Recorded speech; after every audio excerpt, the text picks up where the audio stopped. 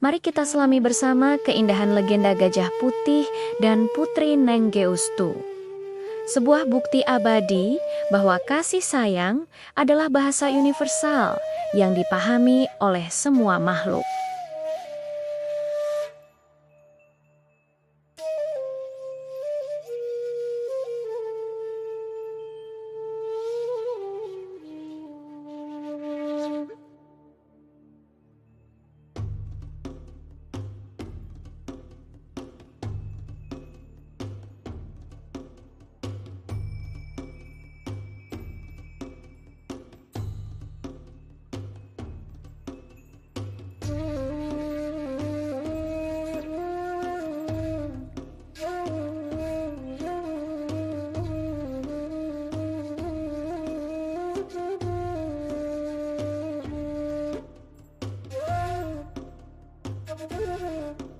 Ia lebih sering ditemukan di pinggir hutan, di bawah rimbunnya pepohonan, dikelilingi oleh sahabat-sahabat Nia dari dunia satwa.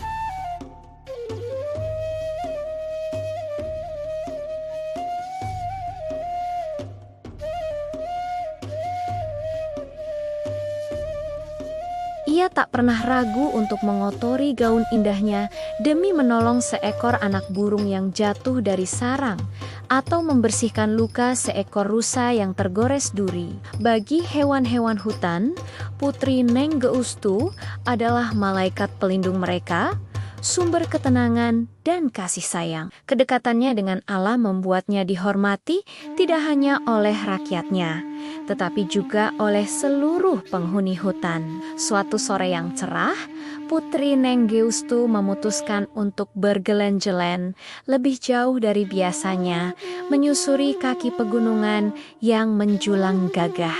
Udara terasa sejuk dan aroma bunga hutan memenuhi udara. Tiba-tiba, dari kejauhan, ia mendengar suara rintihan yang aneh, suara kesakitan yang dalam dan penuh penderitaan. Suara itu tidak seperti suara hewan yang biasa ia dengar. Didorong oleh rasa penasarannya, sang putri mengikuti arah suara itu dengan hati-hati. Setelah menembus semak belukar yang lebat, pemandangan di hadapannya membuatnya tertegun. Seekor gajah raksasa berwarna putih bersih terjepit di antara dua batu cadas yang sangat besar. Gajah itu tampak sangat lemah, matanya sayu menahan sakit dan belalainya terkulai lemas. Kulitnya yang seputih salju kini ternoda oleh debu dan beberapa goresan. Siapapun pasti akan merasa takut melihat makhluk sebesar itu dalam keadaan terdesak, tapi tidak dengan Putri Nenggeustu. Hatinya justru dipenuhi rasa iba. Tanpa ragu sedikit pun, ia mendekati gajah putih itu perlahan. Para pengawal yang mengikutinya dari jauh sempat memperingatkan. Namun sang putri memberi isyarat agar mereka tetap tenang. Ia menatap mata sang gajah dengan tatapan lembut dan mulai membisikkan kata kota penenang.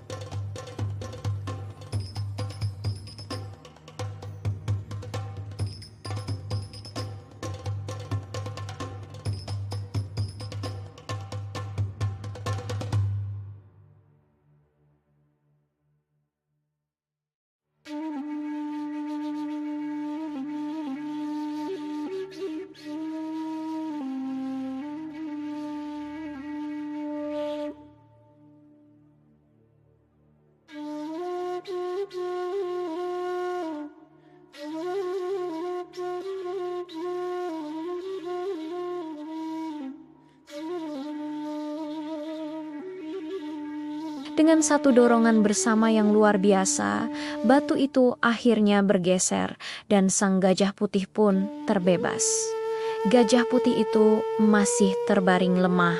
Putri Nenggeustu dengan sabar membersihkan luka-lukanya menggunakan ramuan dandonan yang ia kenal baik khasiatnya. Ia memberinya minum dari sumber air terdekat dan membawakannya buah-buahan paling manis dari hutan. Hari demi hari, sang putri merawat gajah itu hingga ia pulih sepenuhnya. Ternyata gajah putih itu bukanlah gajah biasa. Ia adalah pemimpin dari seluruh kawanan gajah yang mendiami pegunungan Gayo sebagai tanda terima kasih. Sebelum kembali ke kawanannya, gajah putih itu menundukkan kepalanya dalam-dalam di hadapan sang putri.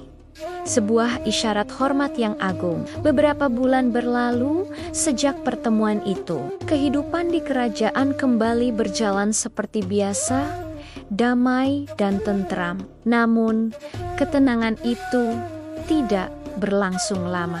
Kabar buruk datang dari desa-desa di perbatasan. Sekelompok perampok yang kejam dan serakah mulai mengusik kedamaian warga. Mereka menjarah hasil panen, merampas harta benda, dan menebar ketakutan di mana-mana.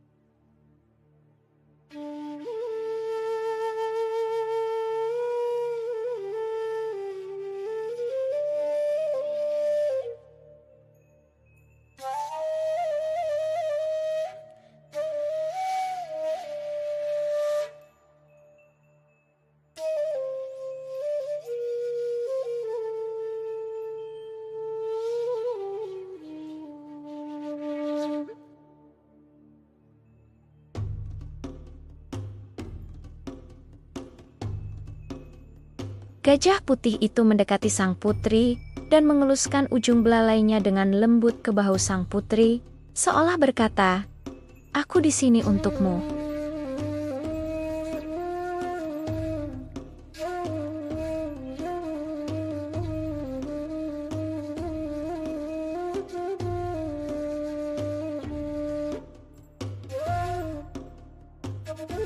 Di perbatasan desa, puluhan gajah berdiri berbaris rapi, membentuk sebuah pagar betis hidup yang sangat kokoh dan tak bisa ditembus.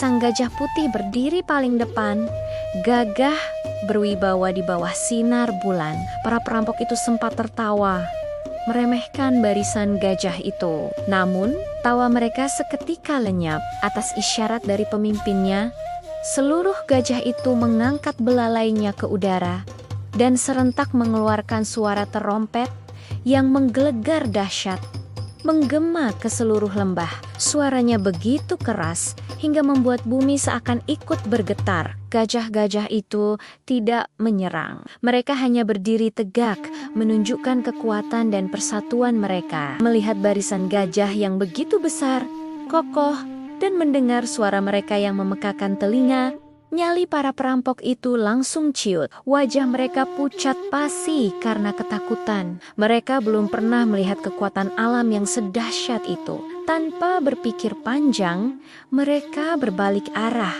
Tunggang langgang melarikan diri ke dalam kegelapan malam dan tidak pernah berani kembali lagi. Desa pun kembali aman, tanpa ada setetes darah pun yang tumpah.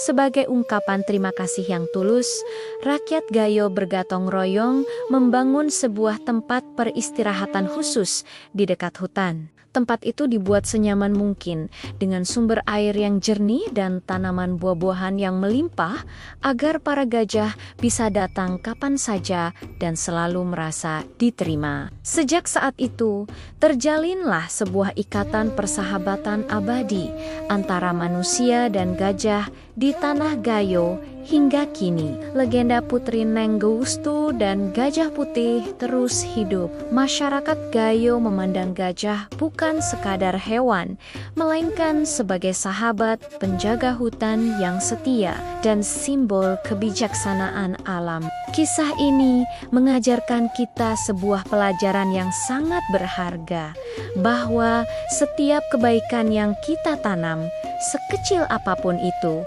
pasti akan berbuah manis pada waktunya.